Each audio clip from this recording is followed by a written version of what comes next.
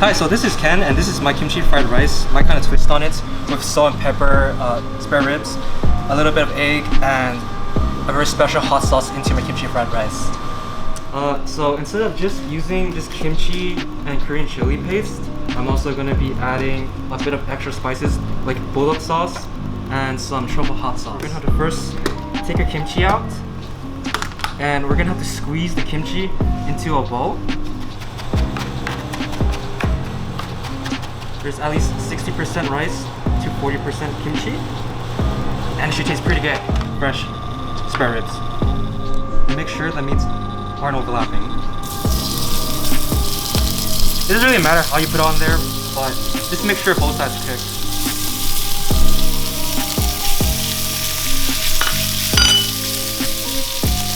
Cook it on medium-high heat for about 2 to 3 minutes. We're just going to be using pure sesame oil. And we're also going to be using beef fat to give it a bit of a more of a beefy flavor. You don't really need too much since you're adding in sesame oil and your beef is already seasoned. Adding the beef fat in there, kind of render it on medium-high heat. And once it starts rendering a bit, we're going to add our sesame oil in, followed by our onions, green onions, and kimchi. And afterwards, we're just going to add in our garlic.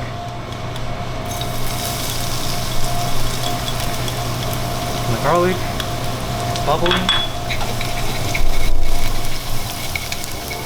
You just want to make sure to stir it a lot so the garlic doesn't stick to the bottom or burn. And then you can add in your kimchi. This is probably the longest part of the kimchi fried rice if you don't have leftover meat. And we're just going to stir it until it becomes more translucent. Or once you just add some corn in there, it'll make the dish taste better, trust me. I'm starting to feel the pan's a little too hot. That's probably a good sign that the kimchi has been stir-fried enough. And this is where you can add in your rice. This is about 1.5 cups of rice.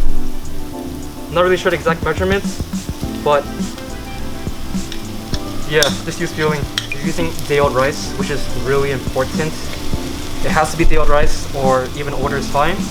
Because you use fresh rice, the grains aren't they're not hard enough, and they don't really separate, and it'll become a mush if you're using fresh rice. You're going to be adding in your kimchi juice from before. You don't have to add all of it, but just add like about half. This is just to make your rice not as dry, since it is a day-old rice. It's to kind of rehydrate the rice. And usually I don't use measuring spoons, but for today I will. To intensify the redness, we're going to be adding bulldog sauce, which will also enhance the flavor.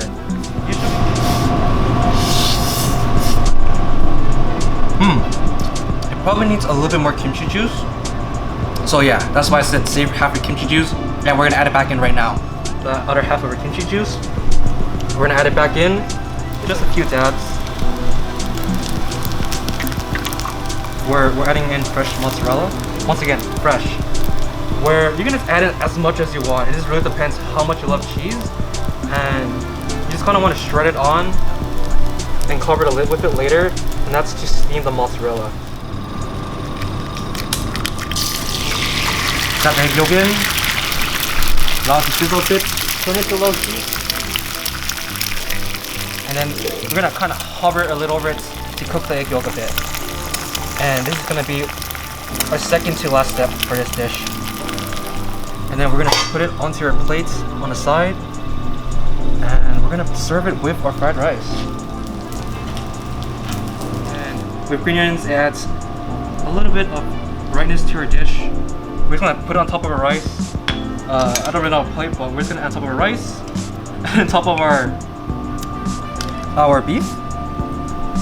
And for the eggs, we're gonna season it with pepper. Because once again, we didn't add any salt or pepper into our eggs. We're just gonna add a bit of pepper onto the eggs, onto the beef, onto our rice. Just a slight amount of pepper.